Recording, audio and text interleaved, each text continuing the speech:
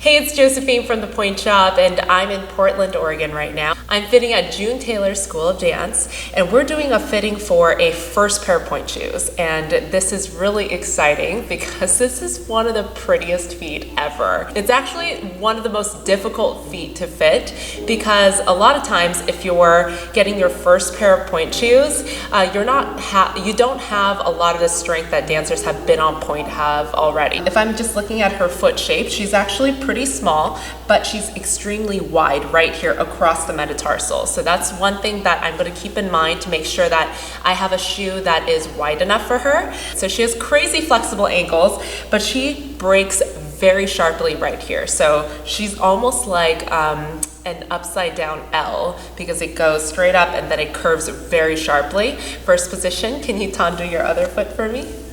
Yeah, so crazy flexible feet. First position. And what happens with feet like this, if you don't have enough muscle, your foot tends to bend inside the shoe without the shoe bending itself. So when that happens, there's a lot of bagginess in the back. Sometimes you have like one of the most beautiful feet and you expect to put on a pointe shoe and it'll look gorgeous, but that's not always the case when you first start out. So I'm gonna first show you this shoe. With dancers with feet like this or ankles like this, it's very easy to have weaker ankles. So a lot of flexible feet are not as strong because it just has a lot of rotation. It has a lot of range in every direction. So we have to be very careful with feet like this because we don't want them to like twist their ankles or anything. So yes, you might have beautiful feet, but you have to work on them more than other people because you might be a little bit more loose and you might have too much range in every direction. So the first pair of pointe shoes that I'm going to show you is a pretty hard shoe. So I normally don't go with shoes that are really hard, but with dancers with flexible feet and really flexible ankles, sometimes I opt for a harder shoe just because I want her to be a little bit more safe. It might not be the prettiest look, but sometimes we want to figure out the most stable and the most safe shoe for her. So let's go ahead and put this on. So if you take a look at her feet here, she's actually not getting over on her pointe shoes. This is not something that you would expect from feet and ankles like her, but it's difficult to get over because her foot is bending inside the shoe. So if I pull this back, you can see that there's a huge gap between her foot and the shoe. And it looks like the shoe's way too big for her. And it is when she goes up on pointe because she basically shrinks in half because she's so flexible. But if you look at the end of that platform, she's actually not getting over at all. You can't even tell that she has really pretty feet because the shoe itself is masking it. In extreme cases, when the dancer is so weak and so wobbly that she needs to have this type of shoe to even go up on pointe, I might opt for this, but I want to go as soft as possible without having it be too difficult for her to balance in. Okay, so this is the first option, but I'm gonna say that this is probably not gonna be the shoe right now. Come down for me. Another thing is that when you see someone with really flexible feet like this, you automatically want to go to a harder shoe to give her more stability. I don't think that's always a good thing either because if the shoe is not bending at all and if she's not really working through her feet, she's not actually getting stronger.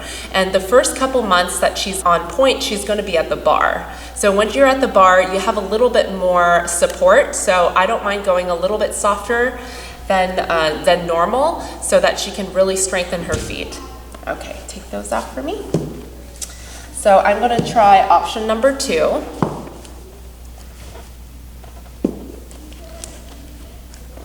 So right now, we're not looking for her forever shoe. It's just what is going to work for her at the bar at this time. First position. So almost every shoe is going to look kind of big on her because, again, it's pretty tight. Go back into flat. So it's actually really tight right now. It's almost a little bit small for her. Bring your left foot up on pointe. But it's huge when she goes up on pointe because, again, her foot bends in half. So go up on pointe for me.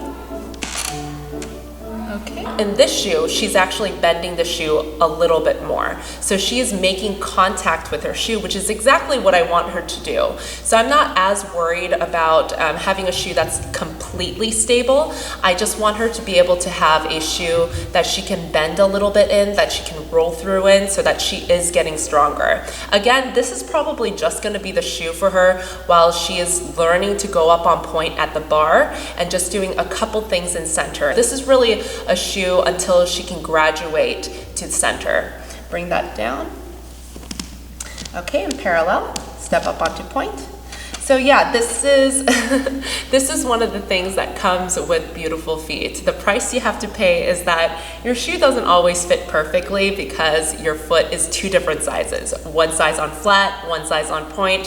So I try to fit them as tight as I can without having her hurting. I definitely want to have a shoe that she can work through in, because our goal is to get as strong as possible as fast as we can so we can move on to the next shoe.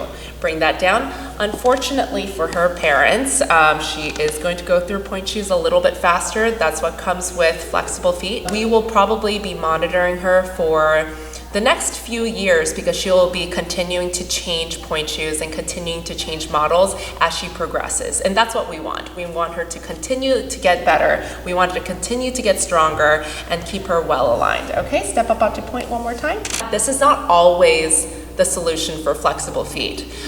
She is a little bit stronger, so we're able to go with something a little bit softer like this. But in many cases, if you're not strong enough and if you're really, really flexible, then we do have to do the harder shoe, even if it doesn't look as good. So I just have to figure out what is more important, the safety aspect or the strengthening aspect. So it depends on every person.